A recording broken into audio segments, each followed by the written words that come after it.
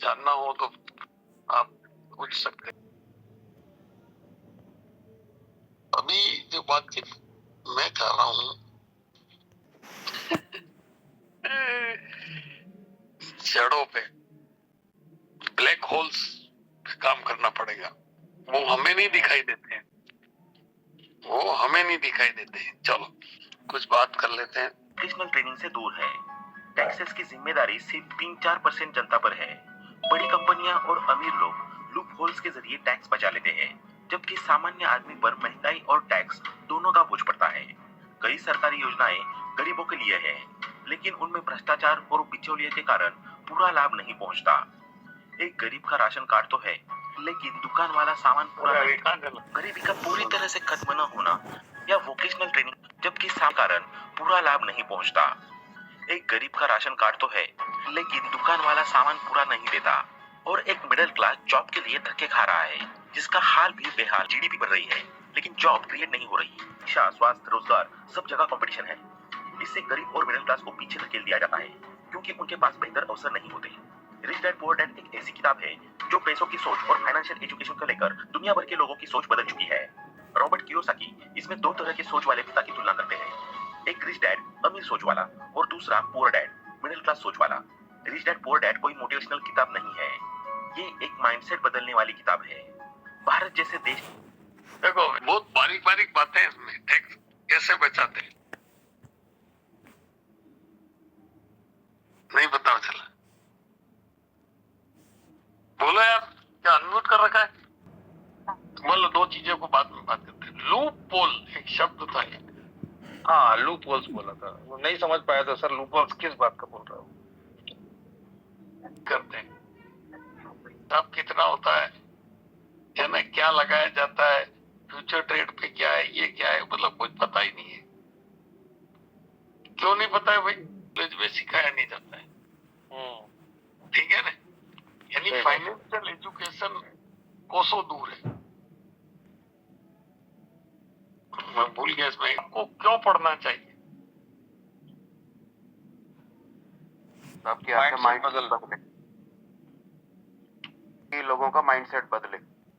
जो पढ़ेगा उसका बदलेगा। मैं पढ़ूंगा, मेरा जो कौन ठीक है ना, अपन मेरा अपना माइंडसेट बदलने के लिए।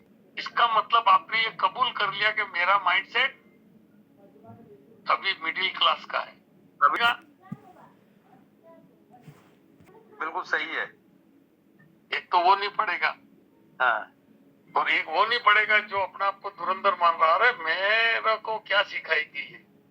सही बात है। तो सीखने के लिए पहले तो कबूल करना पड़ेगा कि मुझे माइंडसेट बदलने की आवश्यकता है।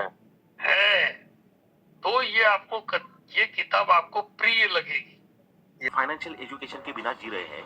ये किताब एक आईना दिखाती है कि अगर इस सोच को भारतीय युवा समझ ले तो सिर्फ नौकरी नहीं करेंगे, नौकरियां देंगे। तो इसी के साथ लेसन नंबर 1, आईना कुछ समझाती नहीं है। आप पढ़े लिखे, मतलब आपके पास एक पर्टिकुलर डिग्री है, आप अच्छे प्रोफेशनल हैं, कुछ हो सकते हैं आप, तो भाई जो आपकी डिग्री है वो एक अलग चीज है, और ये आपको अलग शिक्षा दे रहा है पैसों की, ठीक है। दोस्तों, ये जो प्लेटफॉर्म आप देख रहे हो, वर्क फॉर यू, इसका मतलब ये नहीं कि काम ही मत करो, बल्कि ये कि केवल सैलरी के भरोसे मत बैठो। समझदारी ये है कि आप ऐसे एसेट्स बनाओ जो आपके लिए पैसा कमाए, भले आप सो रहे हो या घूम रहे हो। पुअर डैड का कहना था, अच्छे नंबर लाओ, अच्छी नौकरी पाओ और जिंदगी भर मेहनत करो। जबकि रिच डैड जो एक बिजनेसमैन थे, उनका कहना था, ज्यादा कमाने से ज्यादा जरूरी है कि पैसे से कैसे काम करवाए ये सीखो।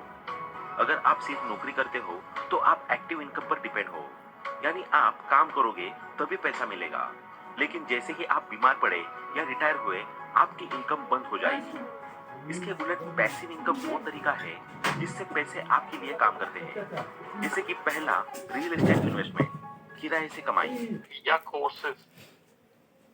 भाई एक बार कोर्स डिजाइन कर दिया आपने, लोग देखते रहेंगे और आपको पैसिव इनकम आएगी। ये यूट्यूब वाले क्या है, वीडियो बना के डाल देते हैं, देखते रहो, पैसा आएगी, ठीक है ना। तो अब तीनों चारों में से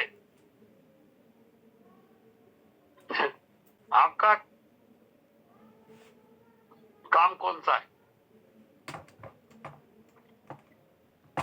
डिजिटल वाला। Stock market. बहुत बढ़िया। चलो भाई, रियल इस्टेट तो अपने नजर आ ही नहीं रहा, यूं समझ लो। मेरे पेंसिल दिख रही है, बहुत बढ़िया।